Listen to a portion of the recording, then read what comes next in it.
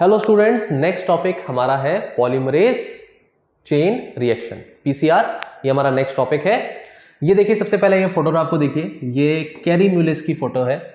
Carry Mullis ने discovery करी इस पर्टिकुलर इक्विपमेंट की, जिसे हम बोलते हैं पीसीआर, पॉलीमरेज चेन रिएक्शन। आपको सुनने में लगेगा सर ये सुना सुना सा लग रहा है। डेफिनेटली सुना हुआ है, क्योंकि जो आरटीपीसीआर हुआ है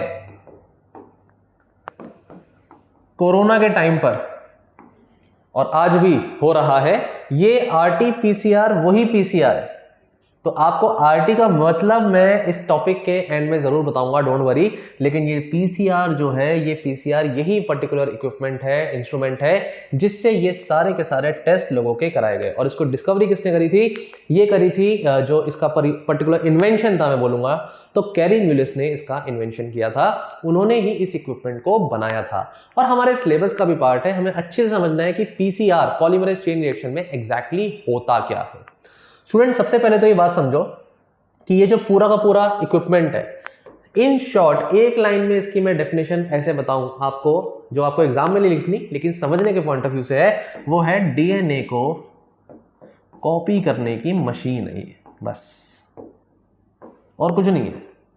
जैसे आप पेपर की कॉपी करते हो ना, फोटोकॉपी मशीन होती है आपकी, ये मशीन डीएनए को कॉपी करने की है। तो डीएनए को एम्पलीफाई करने की, अब हम कॉपी तो बोल नहीं सकते, हम क्या बोलेंगे? एम्पलीफिकेशन बोलेंगे। तो टेक्निकल वर्ड्स क्या है कि invention of the polymerase chain reaction method was done by carry Mullis. और इसमें होता क्या है? एम्पलीफिकेशन होती है of the gene of interest. जो भी डीएनए की जीन है जिसे मैं एम्पलीफाई कराना चाहता हूं, जिसकी मैं कॉपीज बनाना चाहता हूं, इसका मतलब ये जीन ऑफ इंटरेस्ट का मतलब क्या हुआ? डीएनए ही तो है, क्योंकि डीएनए का ही एक छोटा सेगमेंट, उसे हम जीन कहते हैं। उस amplification of the gene of interest या डीएनए को हम बोलेंगे पॉलीमराइज चेन रिएक्शन से हम उसे कर सकते हैं। अब ये कैसे होता है प्रोसेस, ये समझते हैं। ये डायग्राम हमारे इस सिलेबस में है, हमें ये डायग्राम समझ में भी आना है और ये एग्जाम में बना के भी आना है। तो इसका एक्सप्लेनेशन भी समझ में आना चाहिए और एग्जाम में ये पूरा डायग्राम बनाना भी आना चाहिए। हो सकता है पूरा डायग्राम आपको बनाने के लिए दिया जाए, हो सकता है कि डायग्राम देने के बाद इसमें जो पॉइंट्स हैं 1 2 3 4 लेबलिंग करके आपसे पूछे जाएं। क्वेश्चन कैसे भी आ सकता है। चलो पूरे टॉपिक को समझते हैं। पॉलीमरेज चेन रिएक्शन, तो ये एक चेन रिएक्शन है। पहली बात तो ये समझ में आई, मतलब डीएनए को जब एक सिंगल जीन होगी या डीएनए है, उसको हम कॉपी करने जाएंगे तो 1 से 2, 2 से 4, इस तरीके से ये कॉपी होता जाएगा। डन। तो चेन रिएक्शन है। हो क्या रहा है इसमें? एक्चुअली में 3 स्टेप है स्टूडेंट्स। पहला स्टेप है डीनेचुरेशन का, ये फर्स्ट स्टेप है। दूसरा स्टेप है एनिलिंग का, और तीसरा स्टेप है एक्सटेंशन, इसका दूसरा नाम होता है इलॉन्गेशन। ये 3 स्टेप होते हैं इसमें। एक एक करके तीनों स्टेप को समझेंगे। सबसे पहली बात ये है आपका डीएनए, ये basic DNA, single double stranded DNA. ये डबल स्ट्रैंडेड डीएनए आपको दिखा रखा है, ये 2 आपके स्ट्रैंड्स हैं, एक 5' 3' है और दूसरा इधर की तरफ से देखें तो 5' 3'। ये बातें आप समझते हैं क्योंकि पिछले टॉपिक में, पिछले जो आपको टॉपिक्स पढ़ाए गए हैं चैप्टर के, मैंने ये बातें बहुत अच्छे से बताई हैं आपको। प्लस चैप्टर नंबर 6 में भी इसका इंट्रोडक्शन, इसका डिस्कशन हो चुका है। डीएनए रेप्लिकेशन आप ऑलरेडी पढ़ चुके हैं। अब इसमें क्या होगा स्टूडेंट्स, लेट अस सपोज ये रेड कलर का जो रीजन दिखाया हुआ है, इतने रीजन को हमें क्या कराना है? कॉपी कराना है, इतने रीजन को एम्पलीफाई कराना है। तो हम क्या करेंगे? सबसे पहले स्टेप में हम डीनेचुरेशन पे जाएंगे। डीनेचुरेशन स्टेप में 90 डिग्री सेल्सियस पर हम हीट करेंगे डीएनए को। डीएनए को जब हम 90 डिग्री सेल्सियस पे हीट करेंगे तो उसके स्ट्रैंड्स खुल जाएंगे। ये पहला स्ट्रैंड और ये दूसरा स्ट्रैंड, ये दोनों स्ट्रैंड्स ओपन हो गए। फर्स्ट स्टेप डन हो गया। पहले स्टेप में 90 डिग्री सेल्सियस पर हमने स्ट्रैंड्स को ओपन कर दिया, इनके बीच की हाइड्रोजन बॉन्डिंग को तोड़ दिया। आपको पता है कि बीच में जो न्यूक्लियोटाइड्स होते हैं उनकी हाइड्रोजन बॉन्डिंग होती है। अब स्टूडेंट्स ऐसे में क्या होगा? हम एनिलिंग करेंगे। ये है सेकेंड स्टेप। तो what do you mean by annealing? Annealing step में होता क्या है कि हम एक प्राइमर बनाते हैं। ये हमने क्या काम किया है?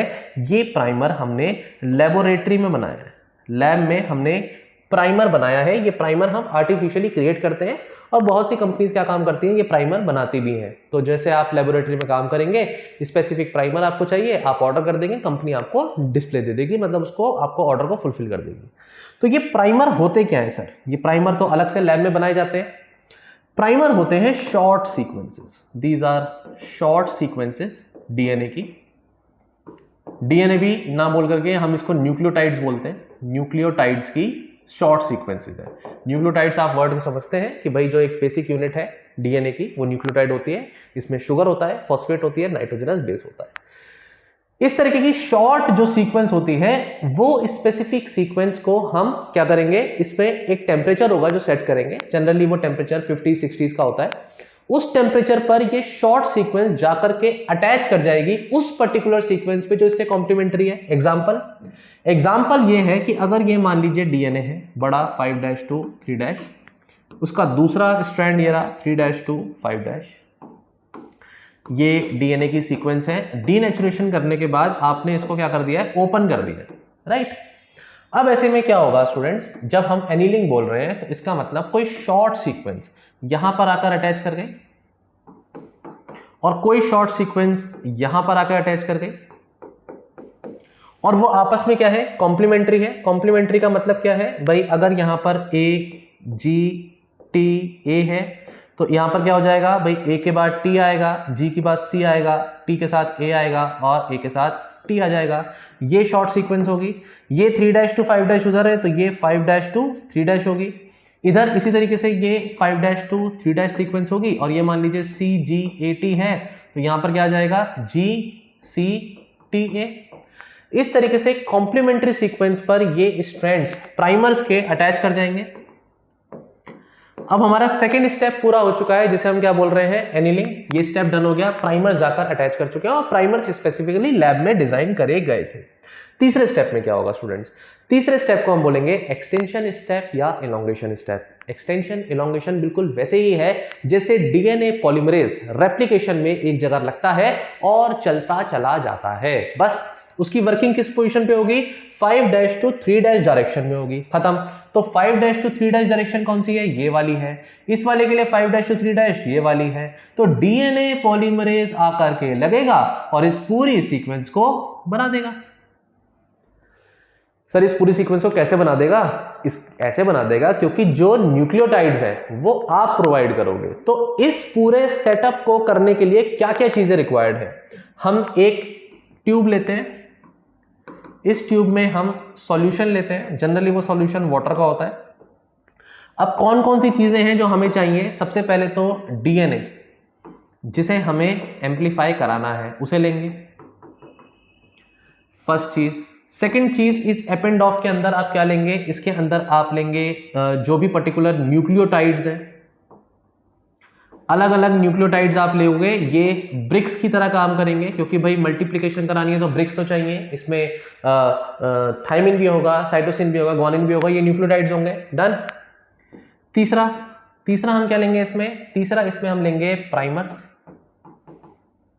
प्राइमर्स जो जाकर के बार बार अटैच करेंगे। फोर्थ हम इसमें एक डीएनए पॉलीमरेज लेंगे डेफिनेटली, क्योंकि इसी का काम तो है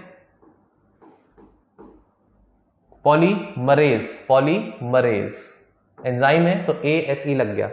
इसका काम यह है कि भाई एक एक करके न्यूक्लियोटाइड्स को अटैच करेगा और फॉस्फोडाइस्टर लिंकेज क्रिएट करेगा। फिफ्थ इसमें हम क्या लेंगे, कुछ आयंस लेते हैं, जनरली मैग्नीशियम आयंस वगैरह लेते हैं। ये आयंस क्या काम करते हैं, ये आयंस भी इस पर्टिकुलर डीएनए पॉलीमराइजेशन में हेल्प करते हैं और ये मीडियम भी प्रोवाइड करते हैं कि ये सीक्वेंस प्रॉपर्ली मल्टीप्लाई होती रहे और एम्प्लीफिकेशन होती रहे। ये इतना इंपॉर्टेंट नहीं है यहाँ पर, लेकिन ये चीजें आपको समझ में आई। ये एक एपेंडॉफ में हम बंद करते हैं, ढक्कन लगाते हैं, एक मशीन होती है, उस मशीन के अंदर बहुत सारे वेल्स होते हैं। आपको मान लीजिए 6-7 सैंपल करने हैं तो आप ये 6-7 सैंपल में इन वेल्स में इस एपेंडॉफ को रख देंगे। ये जो मशीन है, ये मशीन कौन सी है, इसे हम बोलते हैं PCR मशीन। इस मशीन के अंदर इन एपेंडॉफ्स को रख करके फिर सेटिंग करेंगे। सेटिंग क्या करेंगे, सेटिंग करेंगे कि भाई आपको डीनेचुरेशन के लिए कितना टेम्परेचर रखना है, आप सेट करेंगे 90 डिग्री सेल्सियस। वो आपसे पूछेगा भाई आपको जो है एनीलिंग करनी है तो कितना टेम्परेचर सेट करना है, आप बोलेंगे कि भाई मैं इसमें 52 डिग्री सेल्सियस सेट करना चाहता हूँ। फिर वो आपसे बोलेगा भाई एक्सटेंशन इलोंगेशन करना है तो कितना डिग्री सेट करेंगे, आप बोलेंगे भाई 72 डिग्री रखना चाहता हूँ। ऐसा करने के बाद मशीन पूछेगी आपसे कितनी साइकिल्स करनी है, आपको ऐसी कितनी साइकिल्स चलानी है, आप बोलोगे 30 साइकिल्स। और ये सेट करके आप स्टार्ट बटन दबा दोगे और स्टार्ट बटन दबाने के बाद वो पूरी साइकिल रिपीट होने लगेगी। स्टूडेंट्स सोचने वाली बात यह है कि जब ये 30 साइकिल्स तक पूरा प्रोसेस चल गया तो आपको पता है कितनी कॉपीज डीएनए की मिल जाएंगी? कम से कम नहीं तो 1 बिलियन टाइम्स एम्प्लीफिकेशन हो जाएगा। मतलब 30 साइकिल्स चलने के बाद 1 बिलियन कॉपीज आपके सामने होंगी। ऐसा कैसे? क्योंकि 2 से 4, 8, 16, 32, 64, अब आप इसको कंटिन्यू करते चले जाओ, आप रियलाइज करोगे 30 साइकिल्स तक पहुंचते पहुंचते बिलियन कॉपीज बन जाएंगी। तो स्टेप्स मैं फिर से रिपीट कर देता हूं। डीनेचुरेशन स्टेप, हीट करेंगे 90 डिग्री सेल्सियस पर, ये स्ट्रैंड्स खुल जाएंगे, हाइड्रोजन बॉन्डिंग ब्रेक कर जाएगी। देन एनीलिंग स्टेप पे प्राइमर्स जाकर के अटैच करेंगे। एक्सटेंशन स्टेप पे डीएनए पॉलीमरेज जाकर के इस पूरे सेगमेंट को आपको क्या करेगा, यहां पर इलोंगेशन कर देगा और 30 साइकिल्स के बाद बिलियन कॉपीज डीएनए की मिल जाएंगी। तो कितना अच्छा है ये डीएनए के कॉपी करने का तरीका, इसे हम बोलते हैं पॉलीमरेज चेन रिएक्शन। ठीक है स्टूडेंट्स, ये तीनों साइकिल्स मैंने यहां लिख दी हैं, denaturation, primer annealing and extension of the primers. Polymerase chain reaction, जिसे हम क्या बोल रहे हैं कि रिकॉम्बिनेंट डीएनए एम्पलीफाई करा जा सकता है। इस तरीके से रिकॉम्बिनेंट डीएनए जो हमने पीछे बनाए हैं उनको भी तो हम एम्पलीफाई कर सकते हैं और सिंथेसाइज कर सकते हैं बहुत सी कॉपीज डीएनए की। प्राइमर्स हम केमिकली सिंथेसाइज ये सीक्वेंसेस होती हैं जिन्हें हम बोल रहे हैं ओलिगोन्यूक्लियोटाइड स्ट्रेचेस। ओलिगोन्यूक्लियोटाइड मतलब 2 to 9 जनरली न्यूक्लियोटाइड्स के होते हैं, 2 भी नहीं बोलेंगे, मोर देन 2 हो गए, तो 3 to 9 सेगमेंट्स अगर न्यूक्लियोटाइड्स के एक साथ बना देंगे हम तो वो न्यूक्लियोटाइड्स को हम बोलेंगे ओलिगोन्यूक्लियोटाइड्स। पॉली बोलते हैं जब मोर देन 9 हो जाएगा। और ये कॉम्प्लीमेंट्री रीजन्स हैं डीएनए के। एंजाइम डीएनए पॉलीमरेज यूज किया जा रहा है और ये डीऑक्सी न्यूक्लियोटाइड्स को जो डीएनटीपीज हैं उसको ऐड करेगा। तो डीएनटीपीज में आपको पता है कि भाई साइटोसिन भी हो सकता है, थाइमिन भी है, एडेनिन भी है, ग्वानिन भी है, तो ये इस तरीके की डीएनटीपीज ऐड करी जाएगी। 3 स्टेप में denaturation, double helical DNA denature करने के बाद हाई टेम्परेचर में क्या कर जाएगा, डिग्रेड कर जाएगा और दोनों स्ट्रैंड्स अलग हो जाएंगे। ऐसे में क्वेश्चन आता है स्टूडेंट्स कि अगर सर आपने 90 डिग्री सेल्सियस दे दिया डीनेचुरेशन में तो डीएनए पॉलीमरेज जो है वो तो फिर एक प्रोटीन ही तो है, एंजाइम ही तो है, और प्रोटीन तो हमें पता है इतना डिग्री टेम्परेचर तो झेल ही नहीं पाएगा, तो ये क्या कर जाएगा, ये तो डीनेचर कर जाएगा। सर अगर ये डीनेचर कर गया तो फिर डीएनए पॉलीमरेज ही खत्म हो जाएगा ना, तो कुछ तो करो। तो हम बोलेंगे ऐसे में स्पेशल डीएनए पॉलीमरेज यूज करना पड़ेगा हमें, और वो डीएनए पॉलीमरेज थर्मोस्टेबल होना चाहिए, वो इतने डिग्री सेल्सियस टेम्परेचर को झेल पाए। उसका सबसे अच्छा एग्जांपल है कि हम एक थर्मोफिलिक बैक्टीरिया से इस डीएनए पॉलीमरेज को एक्सट्रैक्ट करते हैं और उसे हम कहते हैं थर्मस एक्वेटिकस। ऑर्गेनिज्म का नाम क्या है, बैक्टीरिया का थर्मस एक्वेटिकस, और इसीलिए इस पॉलीमरेज को हम डीएनए पॉलीमरेज ना बोल करके टैग पॉलीमरेज बोलते हैं। तो डीएनए पॉलीमरेज में कौन सा टाइप है, it is tag polymerase type. तो आपसे ये 1 मार्क का क्वेश्चन पूछा जाएगा कि टैग पॉलीमरेज ही क्यों यूज किया जा रहा है। इसलिए यूज किया जा रहा है बिकॉज ये थर्मोस्टेबल है and to maintain itself at the very high temperature of 90 degree Celsius during denaturation process. ये बात लिख के आना, नहीं तो नंबर कट जाएंगे। एनीलिंग में टेम्परेचर को कम रखेंगे और डीएनए प्राइमर्स अटैच कर जाएंगे टेम्पलेट डीएनए के साथ। ये टेम्पलेट डीएनए है, ये प्राइमर है, ये आपस में कॉम्प्लीमेंट्री होंगे, अटैच कर जाएंगे।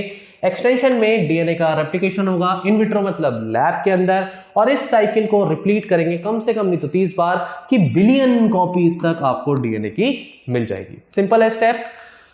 अब स्टूडेंट्स ये पॉइंट आता है यहां पर कि आपको पीसीआर तो समझ में आ गया, लेकिन अब आप मुझसे बोलेंगे सर ये आरटी-पीसीआर तो समझाओ। तो आरटी-पीसीआर मैंने आपको स्टार्टिंग में बताया था, मैं आपको बताऊंगा। It is reverse transcriptase PCR. तो आप याद करिए वायरस है ना, तो वायरस के अंदर क्या है, आरएनए है। तो पहले इस आरएनए को किस पे कन्वर्ट करा जाएगा, डीएनए में, और जो स्टेप होता है डीएनए से आरएनए के कन्वर्जन का उसे हम कहते हैं ट्रांसक्रिप्शन। यहां उल्टा हो रहा है तो इसे हम क्या बोलेंगे, रिवर्स ट्रांसक्रिप्शन। और रिवर्स ट्रांसक्रिप्शन पीसीआर का मतलब क्या हुआ, पहले आप आरएनए को डीएनए में कन्वर्ट करेंगे, कॉम्प्लीमेंट्री डीएनए बनाएंगे, और इसमें जो एंजाइम यूज होगा वो रिवर्स ट्रांसक्रिप्टेज एंजाइम होगा, और उसके बाद इस कॉम्प्लीमेंट्री डीएनए का पीसीआर कर देंगे, कॉपीज बना देंगे, और कॉपीज को आराम से आप ऑब्जर्व कर लेंगे मशीन में कि कितनी कॉपीज बनी है, और कॉपीज अगर बनी तो वो कोरोना पॉजिटिव है, नहीं बनी तो नहीं है पॉजिटिव। लेकिन आरटी का मतलब यहाँ रिवर्स ट्रांसक्रिप्शन है, रिवर्स ट्रांसक्रिप्टेज है, जिसमें आरएनए को पहले डीएनए में कन्वर्ट करना है। बाकी प्रोसेस बिल्कुल सेम है जो आपने पीछे पढ़ा है। तो आई होप आज आपको आरटी पीसीआर भी समझ में आ गया, पीसीआर का टॉपिक भी समझ में आ गया। एग्जाम पॉइंट ऑफ व्यू से स्टूडेंट्स ये बहुत इंपॉर्टेंट टॉपिक है, इसको आप गलत करके नहीं आएंगे, और इस डायग्राम को बना करके प्रैक्टिस करेंगे। देखने में हो सकता है आपको लगे कि अब तो समझ में आ गया मुझको, लेकिन ऐसा नहीं है। जब तक अपने हाथों से इस डायग्राम को नहीं बनाएंगे आपको वो याद नहीं होगा। Thank you so much students.